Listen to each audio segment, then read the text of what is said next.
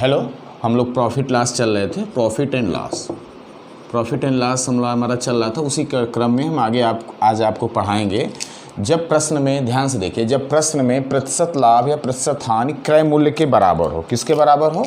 क्रय मूल्य के क्या हो? बराबर हो। ठीक है, तो ऐसे प्रश्नों को हम हल करेंगे।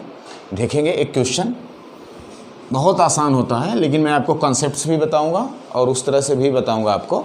ठीक है, जैसे एक क्वेश्चन है, किसी वस्तु को ₹96 में बेचने पर उसके क्रय मूल्य के बराबर प्रतिशत लाभ है, तो क्रय मूल्य बताइए। ऐसे प्रश्न कभी कभी एग्जाम में आ जाते हैं। क्रय मूल्य बताइए, जो अब इससे प्रश्न आ जाते हैं। ठीक है, मैंने लाभ हानि में आपको पूरे कई तरह के मैंने क्वेश्चन, हर जो क्लास वीडियो है, जितने भी 8 लगभग 9 हमारे पढ़ चुके हैं, सब में सेपरेटेड, सब में अलग अलग प्रॉफिट लॉस के अलग अलग क्वेश्चन आप रेगुलर देखिए। प्रत्येक प्रकार के क्वेश्चन पढ़ाए जाएंगे। अभी 4-5 प्रकार के टाइप्स के क्वेश्चन हैं। तो आज हम लोग पढ़ रहे हैं कि जितना प्रतिशत जो भी यूनिट्स है, उतने ही आपका सीपी, प्रतिशत यूनिट लाभ या हानि जो भी है, प्रॉफिट एंड लॉस, उसके सीपी के क्या है? बराबर है। तो ऐसे प्रश्न आ जाते हैं। तो आप ऑप्शन पकड़ के भी लगा सकते हैं, लेकिन हम आपको थोड़ा सा कॉन्सेप्ट इसमें देंगे। ईजी है ये, तो आंसर आप आराम से ज्ञात कर सकते हैं, लेकिन ईजी है। तो अब इसको ये तो बहुत आसान तरीके से लगता है, लेकिन इनको आपको कॉन्सेप्ट से लगा रहे हैं। आप देखिए कैसे आप एग्ज़ाम में लगाएंगे, सॉल्व कोई पूछ देगा, और कंपटीशन में मैं आपको फार्मूला मेथड से बताऊंगा। फार्मूला से आपको इजी तरीके से आ जाएगा, तुरंत आंसर आ जाएगा। तो आंसर भी कैसे आप निकालेंगे और कॉन्सेप्ट भी आप कैसे लगाएंगे, इस चीज़ का आप ध्यान देंगे। तो सॉल्व अगर आपको करना है, तो इसमें सबसे ज़्यादा देखते हैं, किसी वस्तु को छानिए से एसपी दिया है, लेकिन क्रय मूल्य भी नहीं दिया है, कह रहा है प्रतिशत लाभ क्रय मूल्य के बराबर है। तो आप क्या मानेंगे? माना CP = X, तो प्रॉफिट क्या हो जाएगी? प्रतिशत लाभ, जितना CP है वही प्रतिशत लाभ, प्रॉफिट क्या हो जाएगी? X%। तो प्रॉफिट आपकी कितनी हो जाएगी? प्रॉफिट क्या होती है? CP गुणे प्रतिशत लाभ X/100। CP कितना है? CP आपका X, CP गुणे प्रतिशत लाभ CPX, प्रतिशत लाभ कितना? X/100 को हम कह सकते हैं X/100, X% को। तो ये आपका हो जाएगा X²/100। लाभ है, तो लाभ है तो क्या होगा? CP प्लस प्रॉफिट = होता है SP। CP आपका X है, प्रॉफिट आपकी X²/100 है, SP आपकी दिया है 96। इसी को आप हल कर देंगे, द्विघात समीकरण बनेगा, क्वाड्रिक इक्वेशन। इसको आप हल कर देंगे। आप छोटे क्लासेज में आप जब पढ़े हैं, तो ये समीकरण आपको बराबर कहीं ना कहीं किसी चैप्टर में मिल जाता है। इसको बोलते हैं द्विघात समीकरण, जिसके किसी एक मूल के 2 घात हों। ठीक है, ये द्विघात समीकरण से लगेगा, लेकिन मैं आपको फार्मूला ही बताऊँगा। तो कैसे हल करेंगे, देखिए, सबका LCM पहले ले लेंगे, हर को हटा देंगे, तो 100 ये हो जाएगा 100X + X², क्योंकि 100 इसके बराबर है। ये 1 है तो 100X हो जाएगा, बराबर ये 1 है तो 100 9600, और सबके बटे 100 और 100 हटा दीजिए, तो आपका ये बनेगा। इसको क्रम से रख लीजिए, X² + 100X, ये इधर प्लस है तो इधर आएगा -9600, बराबर क्या हो गया? 0। तो द्विघात समीकरण में क्या होगा? इसके बाहरी का गुणनफल, इसको ऐसे 2 भागों में तोड़िए कि इसके गुणनफल के क्या हो? बराबर हो और चिन्ह भी हो जाए। तो बाहरी गुणनफल X² और 9600, तो X² और गुणे 9600 करेंगे, ये माइनस है तो आपका आएगा -9600 X²। तो अब इसको ऐसे 2 भागों में तोड़ेंगे कि उसका योगफल 100X के बराबर हो और गुणनफल -96 X² आए। तो आप इसको सेट करना पड़ेगा, प्रयास करना पड़ेगा कि दोनों का गुणनफल और योगफल 100 के बराबर आना चाहिए। जैसे आप 9600, गुणनफल 9600 और योगफल 100X, ठीक है, वो भी माइनस आना चाहिए, प्लस नहीं है।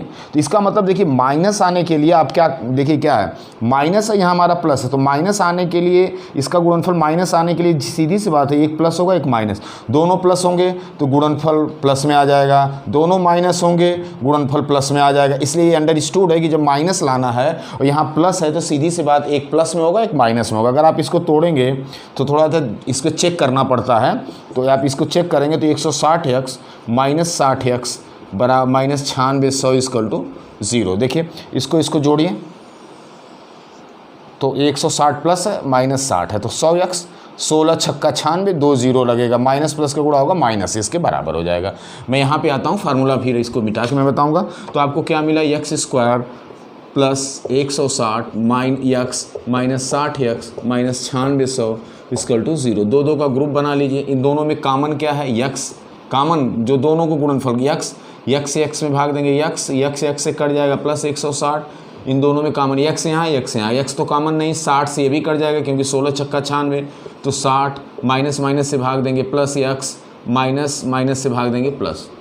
जब आप द्विघात समीकरण बनाएंगे तो ये ज़रूर होगा जो यहाँ ब्रैकेट में प्लस माइनस होगा वही सेम यहाँ आएगा, चाहे 2 स्टेप में हो चाहे 3 स्टेप में, जितना भी आप जाएंगे तो ये बराबर, ये सेम आना चाहिए ब्रैकेट में। तो जब ऐसी कंडीशन आएगी तो एक ब्रैकेट हो, 1 2 हो, 3 हो, 4 हो, 5 हो, सबको हम एक बार रखते हैं, यक्स प्लस 160। ये 2 बार आया है, ये 3 बार आए, या 4 बार आए, या 5 बार आए, पढ़ाया जाता है अलजेब्रिक में। तो ये चाहे जितनी बार आए एक बार रखेंगे। और दूसरे ब्रैकेट में क्या रखेंगे, जो ब्रैकेट के बाहर यक्स, यहाँ ब्रैकेट के बाहर क्या है -60। तो अब ये अकेले तोड़िए, यक्स प्लस 160 बराबर 0, यक्स बराबर प्लस है तो इधर माइनस हो जाएगा -8। किसी चीज़ का मूल्य नो अप्लाइड, क्यों, किसी चीज़ का मूल्य माइनस नहीं होगा, इसलिए ये तो आंसर होगा नहीं। सेकंड वाला लिखते हैं, यक्स माइनस 60 इक्वल टू 0, तो यक्स बराबर ये माइनस है तो इधर आएगा प्लस है, प्लस मतलब यही होगा, प्लस मूल्य हो सकता है। तो आंसर आपका क्या होगा, यक्स आपने माना क्रय मूल्य, तो ये आंसर क्या हो गया आपका आंसर 60। ये माइनस है, अगर ये भी प्लस होता तो 2 आंसर है, लेकिन जो माइनस होगा वो आंसर नहीं होगा, इसलिए आंसर आपका क्या आ गया 60। ये द्विघात समीकरण है, मैंने आपको समझाया कॉन्सेप्ट, मैं आंसर भी ले आ सकता हूँ, लेकिन हमारा जो मेन टारगेट है कि आपको गणित आए, गणित की बारीकियों को आप समझें और कैसे होता है। चलिए हम फार्मूला से इसको लगाते हैं, एग्जाम में आप कैसे लगाएं, ऐसे आप प्रैक्टिस कर लीजिए क्योंकि ये जानना ज़रूरी है डिस्क्रिप्टिव, ठीक है। आप एग्जाम में कैसे लगाएंगे, फार्मूले से हम इसको तुरंत आंसर ज्ञात कर लेंगे, ठीक है। फार्मूले से हम आंसर ज्ञात कर लेंगे। ये तो आपका डिस्क्रिप्टिव आ गया। अब फार्मूले से अगर आपको सॉल्व करना है तो ये तो आंसर एग्जाम में, क्योंकि समय कम होता है, हमको आंसर से मतलब है, इसलिए आंसर भी मैं आपको बता रहा हूँ। देखिए आपको है प्रॉफिट, जब प्रॉफिट होगी तो आपको ये चेक करना है कि दोनों का, उसको ऐसे 2 भागों में गुणनफल को काटना है, दोनों का अंतर 10 हो, ऐसा गुणनफल करना है। एसपी का ऐसा गुणनखंड करना है कि दोनों का अंतर कितना हो, 10 हो, ठीक है। एसपी का ये कब होगा, प्रॉफिट की कंडीशन, लाभ की कंडीशन में दूसरा होता है। तो आपका कितना है 96, ठीक है। तो इसको 2 भागों में ये टूट जाएगा। ये अंडरस्टूड है कि जब जितना क्रय मूल्य उतने प्रतिशत लाभ से जो भी आंसर सेल प्राइस होगी वह 10 अंतर 10 के गुणनखंड से वो जरूर कटेगा। आप कभी भी सेट करके लगा, जैसे मैं इमेजिन लेता हूँ, अगर मैं 50 ले लूँ तो 50 का 50% कितना होगा 25, तो 25 75, तो ये आप देखिए 15 25 75, ये जरूर 2 भागों में टूटेगा, दोनों का अंतर देखिए 10 है, ये हो जाएगा, ऐसा है इसका नियम। तो 16 को जब आप 96 को तोड़ेंगे, अंतर 10 होना चाहिए, तो यहाँ 16 लग दीजिए 6, इन दोनों का गुणनफल 96 हो और अंतर 10 हो, ये नियम, गुणनफल 96 हो और अंतर 10 हो, तो 16 छक्का 96 और अंतर इसका 10, तो ठीक है। तो अंतर 10 हो तो जो सबसे छोटा वाला संख्या हो उसमें हम 10 का गुणा कर देते हैं, ये माइनस हटा देते हैं, 16 6 आ गया, एंड ये जो सबसे छोटा वाला उसमें 10 का गुणा कर देते हैं, वही आंसर हो जाता है। जैसे हम एक उदाहरण और लेते हैं, आपका सिंपल से एक उदाहरण और लेते हैं। चलिए एक नया क्वेश्चन देखते हैं, फार्मूले पे आपको रख देना। मैंने क्या किया, जब आपकी प्रॉफिट हो तो अंतर 10 गुणनफल उसका क्या होना चाहिए, एसपी के क्या होना चाहिए, बराबर होना चाहिए। तो एक वस्तु को 56 रुपये में बेचने पर उसके क्रय मूल्य के बराबर प्रतिशत लाभ या हानि हो रही है, तो वस्तु का क्रय मूल्य बताइए। तो एसपी कितना है 56, अब प्रॉफिट है तो अंतर लेंगे। 56 को 2 भागों में तोड़िए, जिसका दोनों का गुणनफल 56 हो और अंतर 10 हो, तो आप देखेंगे 14 और 4, 14 चौक को 56 और 14 में से 4 गया 10, ये फॉलो हो जाए, लाभ भी फॉलो होना चाहिए, ठीक है। तो जो सबसे छोटा वाला है उसमें 10 का गुणा कर दीजिए, वही आंसर आ जाएगा। जैसे आप प्रॉफिट का लगा लेंगे, कुछ भी रख सकते हैं, आपको कोई दिक्कत उसमें नहीं है, आप आराम से लगा सकते हैं, ठीक है। जैसे मैं एक से रख दूं यहाँ पे कि 144 रुपये में किसी वस्तु को बेचने पर उसके क्रय मूल्य के बराबर प्रतिशत लाभ है, तो क्रय मूल्य बताइए।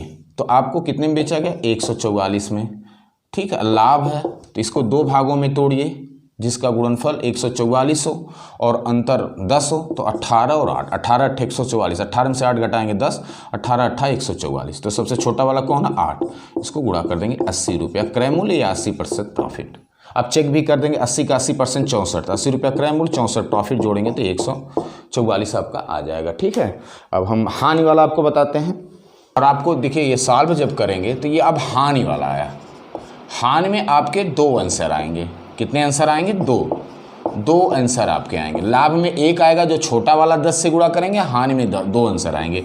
और ध्यान से देखिए हानि में क्या करना है आपको, अगर हानि दिया है क्रय मूल्य के बराबर दिया तो हानि में क्या करना है, जहां अंतर 10 था वहां पे आपको योग 10 करना है, बस ये ध्यान रखना। उनका गुणनफल एसपी के बराबर हो और उसका योग क्या हो, योग 10 हो। पिछले लाभ वाले में क्या था, गुणनफल एसपी के बराबर हो और अंतर 10 हो, यहाँ पे योग 10 हो। ठीक है, हानि रहेगी तो योग 10 है। तो यहाँ पे देखिए 21 रुपया की हानि है, 21 रुपया की हानि है, तो एसपी कितने हैं 21। इसको देखिए द्विघात समीकरण से भी लगाया जा सकता है, आप लगाएंगे आपको समझ में आ जाएगा। मान लेंगे क्रय मूल्य x है तो हानि हो जाएगी x% हानि हो जाएगी, तो हानि कितनी हो जाएगी x² बराबर 100 रुपया। तो x हानि है तो CP हानि बराबर क्या होता है, CP माइनस लास बराबर SP। CP को आप x मानिए, हानि को मानिए x² बटे 100 और बराबर SP कितना आपका 21 इधर ट्रांसफ़र कर देंगे या एलसीएम लेके ट्रांसफ़र कर देंगे तो आपका हो जाएगा 100x माइनस x², ये माइनस प्लस 21 हो तो इधर माइनस 21 हो। ये आपका बनेगा द्विघात समीकरण। x को यहाँ कर देंगे x² प्लस 100x माइनस 2100 बराबर 0, ये माइनस है तो माइनस, ये minus x² plus 100x minus 2100 बराबर 0। इसको आप हल करेंगे तो x के मान आ जाएंगे आपको, ये द्विघात समीकरण में इस तरह लगेंगे। ठीक है, अब हम इसको 60 में लगा रहे हैं। द्विघात मैंने पहला बता दिया, उस पर आप लगाएंगे, दिक्कत होगी तो कमेंट बॉक्स में करिएगा। 21 रुपया एसपी है, इसको हम 2 भागों में ऐसे तोड़ें, हानि है लॉस है, इसको हम 2 भागों में ऐसे तोड़ें कि दोनों का योग 10 हो। तो आप देखिए 7 और 3, 7 त्रिक 21 और 7 प्लस 3 बराबर 10, इसमें योग 10 हो, हानि में योग 10 हो और यही लाभ रहता तो अंतर 10 से गुणनखंड करते, ये ध्यान रखना। तो जब हानि हो जाएगी, हानि में जब आएगा योगफल निकालिए, देखिए हानि है, ये क्या, वस्तु को बेचने में क्रय मूल्य के बराबर प्रतिशत हानि हो रही है। ठीक है, क्रय मूल्य के बराबर, तो जब 2 आएंगे तो दोनों में 10 से गुणा कर दीजिएगा, 2 आंसर मिलेंगे 70 और 30।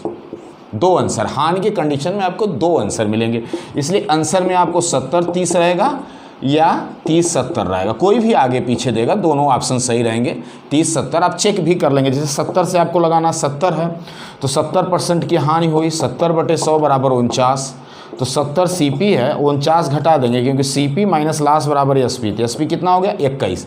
30 पे अप्लाई करिए, 30 का 30%, 30 का 30% हो जाएगा 9, 30 में से 9 घटाएंगे तब भी कितना आएगा 21। मतलब आपके दोनों आंसर से 21 फॉलो हो रहा है, इसलिए दोनों आंसर है। हानि में 2 आंसर आएंगे और लाभ में 1 आंसर आएगा। हानि में हम अंतर 10 लेते हैं और लाभ में अंतर 10 लेते हैं और हानि में योग 10 का लेके गुणनखंड करते हैं। ठीक है, यहाँ पे एक एग्जांपल और लेते हैं। मान लीजिए यहाँ पे हमारा दे दिया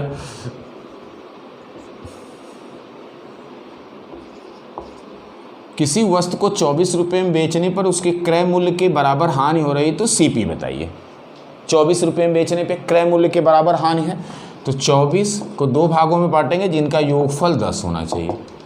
तो आप देखिए 2 भाग, गुणनफल 24 होना चाहिए, तो 6 चौको 24, 6 चौको 24, देखिए 6 4 10, योगफल 10 और 6 चौको 24। क्यों है लास। अगर ये प्रॉफिट रहता तो हम अंतर 10 लेते, तब ये नहीं होता, अंतर 10 लेते, यहाँ लास है इसलिए योगफल लेंगे 6 4 10। अब दोनों 2 आंसर हो जाएंगे, एक 60 आंसर होगा, इसमें 10 का गुणा कर देंगे, एक 40 आंसर। आंसर में आप देखेंगे 40 60 या 60 या 40, दोनों आंसर है। दोनों से सेट करेंगे तो आपको 24 ही आंसर आएगा। हानि है 4 चौको 16, 40 में से 16 घटाएंगे तब भी 24, 60 का 60% 36, 60 में से 36 घटाएंगे तब भी 24 ही आंसर आएगा। ठीक है, इस चीज़ को आप समझ गए होंगे। जब क्रय मूल्य के बराबर प्रतिशत लाभ हानि है तो आप कैसे लगाएंगे। अगर आपको डिस्क्रिप्टिव है तो द्विघात समीकरण से भी मैंने आपको समझा दिया है, आप वैसे भी लगा लेंगे। और शार्ट में आपको आंसर याद करना है, तो लाभ है तो दोनों का ऐसा गुणनखंड के लिए SP के बराबर हो, अंतर 10 हो, हानि है तो ये गुणनखंड SP के बराबर है, लेकिन योगफल 10 हो। वहाँ पे क्या ध्यान देना है, योगफल 10 हो। अब हम नए तरीके के क्वेश्चंस लेते हैं, ठीक है। जैसे मैंने आपको एक नए तरीके के क्वेश्चन, मैंने एक चीज़ बताया था कि SP बराबर हो, ठीक है, और दो वस्तुओं का CP कंबाइंड दिया हो, CP कंबाइंड दिया हो, लाभ हानि हो, तो मैंने वहाँ पे एलिगेशन का सूत्र लगाया था। एलिगेशन से, अनुपात से आप CP को ज्ञात कर सकते। क्वेश्चन हम बताते हैं, किसी वस्तु को दो, ध्यान दीजिएगा, दो वस्तुओं का SP बराबर है, ठीक है। पहले को 20% प्रॉफिट, दूसरे को 25% प्रॉफिट या लॉस जो भी होगा बेचा गया, तो पूरे पे लाभ हानि, पूरे पे लाभ हानि क्या होगा। या अगर CP दे दिया, CP का अंतर दे दिया, तो CP क्या होगा, CP का अंतर देगा, CP का योग देगा, या किसी एक CP का मान देगा दूसरे CP का। तो यहाँ पे देखिए दो वस्तुओं का SP बराबर, इस पर 6A और 6B पूरा वीडियो इसके, इसलिए इसको दो पार्टों में मैंने बनाया। तो यह दूसरा क्वेश्चन लगता है। इस पर देखिए 20% प्रॉफिट, 20% अगर मान लें ये लॉस हो जाए, 20% प्रॉफिट 20% लॉस, तो SP अगर बराबर होगा, 20% प्रॉफिट और 20% लॉस होता है, तो आपको लॉस होगा, मैंने बताया है, प्रॉफिट होगा, लॉस होगा इसमें। या 25% प्रॉफिट है तो हम चेक करेंगे प्रॉफिट है कि लॉस है, ओवरऑल दोनों वस्तुओं पे। लेकिन अगर ये तो आप ध्यान दिए हैं इस पर, कभी वो यहाँ पे दे देगा कि CP बराबर, तो बहुत आसान होता है। लेकिन आप ज़्यादातर एग्जाम में प्रश्न SP बराबर होता है, ऐसे प्रश्न ज़्यादा आते हैं, CP बराबर के प्रश्न नहीं आते हैं। CP का कब आता है, जब संयुक्त रूप से CP दे दें कि इतना CP है। मैंने अपने बताया था एलिगेशन माने जिसमें मिश्रण का मैंने लगाया था, उसमें दो वस्तुओं का CP कंबाइंड दे देता था, बराबर नहीं रहता था, फिर हम रेशियो ज्ञात करते थे एलिगेशन से, फिर हम बांटते थे। यहाँ पे क्या है, यहाँ पे अब देखिए ये बहुत आसान है, इसलिए कभी कभी बच्चों को किसी को इस पे तो ध्यान दिए हैं या इस पे ये ध्यान, जैसे मान लें अभी बताइए कि मैंने इस पे एक सूत्र बनाया है कि संयुक्त रूप से लाभ या हानि 20% प्रॉफिट 20% लाभ, यदि SP बराबर है, SP क्या है, बराबर है, तो आपका लॉस हमेशा होता है x²/100। ये कब होगा, जब SP बराबर होगा। लेकिन एग्जाम में आप तो इसको पढ़ के गए और उसने दे दिया कि CP बराबर, और आप ध्यान नहीं दिए पढ़ते समय। इसलिए प्रश्नों को गणित में पढ़ते समय ये बहुत ज़रूरी है कि क्या कह रहा। अगर CP बराबर दे दे तो यह नहीं आंसर आएगा, तब दूसरा आंसर आएगा। इसलिए हम ध्यान ये CP बराबर पे करने जा रहे हैं। SP बराबर पे हमारे प्रॉफिट एंड लॉस का 6A और 6B आप पढ़ चुके हैं। एक क्वेश्चन हम लिखते हैं, ध्यान से देखिए। दो वस्तुओं का, ये बहुत बताना ज़रूरी था, एग्जाम में लोग गलत करते। कई बच्चों से मैंने वो SP पे रटे हैं, मैं CP दे दिया तो जल्दबाजी में गलत कर दें। दो वस्तुओं का CP क्या है, बराबर बराबर। यदि एक को 20% प्रॉफिट एंड सेकंड को 20% लॉस पर बेचा गया, तो कुल प्रतिशत लाभ या हानि। तो ऐसे प्रश्न आएंगे तो आप एग्जाम में तो रटे हैं, इतना इजी, बहुत इजी प्रश्न है। आप ध्यान नहीं देंगे, यहाँ SP बराबर मान लेंगे, x²/100 कर देंगे, सवाल गलत हो। यहाँ क्या दिया, CP बराबर। जब CP बराबर होगा तो आपको कुछ नहीं करना, आपको सॉल्व करना। CP बराबर, ज़्यादातर आपको एग्जाम में SP देगा क्योंकि यह प्रश्न आसान होता है। ऐसे प्रश्न जब आएंगे तो आपको कुछ नहीं करना। यदि CP बराबर बराबर है तो आपको कुछ नहीं करना है। इसका मैं एक फार्मूला बताऊंगा, नहीं तो आपको इसको क्या करना, दोनों को जोड़ के और 2 से भाग दे देना, टोटल संयुक्त। अगर दो CP है तो दोनों को ऐड कर देंगे, 2 से भाग दे देंगे। 3 CP है तो औसत निकाल लेंगे, तीनों को ऐड कर देंगे, कितने से भाग देंगे, 3। अगर 4 वस्तु है तो मतलब औसत निकाल देंगे, वही आपका आंसर हो जाएगा। कुछ करने की ज़रूरत नहीं है, तो आपको कुछ नहीं करना है। CP बराबर है तो प्रॉफिट को आप प्लस लिखेंगे और लॉस को आप माइनस का इंडिकेशन देंगे। तो देखिए फर्स्ट पे 20% प्रॉफिट और सेकंड पे 20% लॉस। तो आप सूत्र लगा दे, क्या वस्तु हो गई, 1 2, तो दोनों को जोड़ दीजिए, +20 - 20/2 बराबर 0%। नो प्रॉफिट नो लॉस, 0%, यही आंसर आएगा, नो प्रॉफिट नो लॉस। हाँ, आपके उस ऑप्शन में 20 x²/100 भी ऑप्शन रहेगा, तो आप तुरंत क्या करेंगे, 20²/100 बराबर 4% हानि। ये बताया हानि आप मार के बाहर आएंगे और कहेंगे कि मेरी सवाल सही है। लेकिन ये 4% हानि कब आती, जब यहाँ SP बराबर बराबर होता। यहाँ पे क्या है, CP बराबर बता हूँ। क्वेश्चन, दो वस्तुओं का CP बराबर, 60 में मैं लिख रहा हूँ CP, इसलिए एग्जाम में पढ़ते समय सवाल ध्यान देना CP बराबर है कि SP। CP बराबर बराबर है तो फर्स्ट को 30% प्रॉफिट, सेकंड को मान लीजिए दे दिया 20% प्रॉफिट पर बेचा गया, तो कुल दोनों पे कुल मिला के कुल लाभ या हानि प्रतिशत पूछ दे तो आपको कुछ नहीं करना, CP बराबर है, दोनों को जोड़ दीजिए। तो पहले पे क्या है 30% प्रॉफिट, दूसरे पे क्या है 20% प्रॉफिट, ठीक है, दोनों को जोड़ दिए। औसत क्या वस्तु है 2, तो 2 जोड़िए, प्रॉफिट को प्लस लिखिए, +30 + 20 बराबर 2, बराबर हो गया 25%। संयुक्त रूप से क्या % हुआ 25%। वो कब होगा, जब ये CP बराबर बराबर, हाँ SP बराबर है, तो इस पर मैंने पार्ट, ये कठिन होता है, पार्ट आपका 6A और 6B, कब ये दोनों पार्ट क्या हैं, जब SP बराबर है। इस पर कई तरह के क्वेश्चन बनते हैं, इसलिए मैंने इसको 2 पार्टों में आपको बताया है। यहाँ ये बता रहे हैं कि जब CP बराबर होगा तो अब क्या करेंगे। टोटल वाला दिया है, दोनों का अलग अलग नहीं दिया, सेकंड वाला पूछ दिया है। तो हमने बताया फर्स्ट देगा, सेकंड देगा, तो आपका टोटल आएगा। हाँ, फर्स्ट देगा, टोटल देगा तो सेकंड पूछेगा, कभी कभी सेकंड देगा, टोटल देगा तो फर्स्ट पूछेगा। यहाँ पे क्या दिया है, फर्स्ट दिया है कि 25% प्रॉफिट पर बेचा गया, यदि कुल 15% का हानि हो तो सेकंड को कितने प्रतिशत लाभ पर या हानि पर बेचा गया। तो आपको सॉल्व क्या, कुछ नहीं करना। क्या वस्तु हैं, 2 वस्तु हैं, दोनों का औसत ज्ञात करिए, दूसरे का नहीं पता है तो सूत्र क्या होता है, जैसे क्या है, फर्स्ट का PL profit and loss plus second का प्रॉफिट एंड लॉस बटे 2 बराबर टोटल। यही मैंने बताया था टोटल परसेंटेज। तो पहले का रखिए लाभ है 25%, तो +25 रख देंगे, दूसरे का नहीं क्लियर है। टोटल दिया है, टोटल आपका दिया है 15% हानि। हानि क्या होती है, माइनस में आता है। हानि को हम किस में रखते हैं, हानि रहेगा तो माइनस में रखिएगा और लाभ रहेगा तो प्लस में।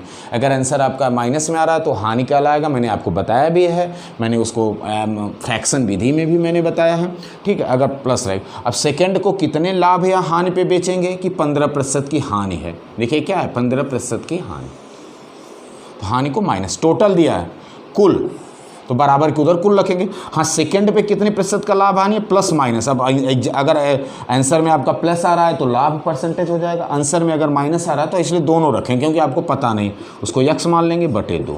ये सूत्र, पहले का लाभ 25% लाभ है +25, दूसरे का प्लस माइनस क्लियर नहीं है क्या होगा, यक्स मान लीजिए बराबर, टोटल दिया है, टोटल का -15, तो क्रॉस मल्टीप्लाई करिए 2, तो +25 प्लस माइनस यक्स बराबर गुणा करिए -15 × 2 बराबर 30%।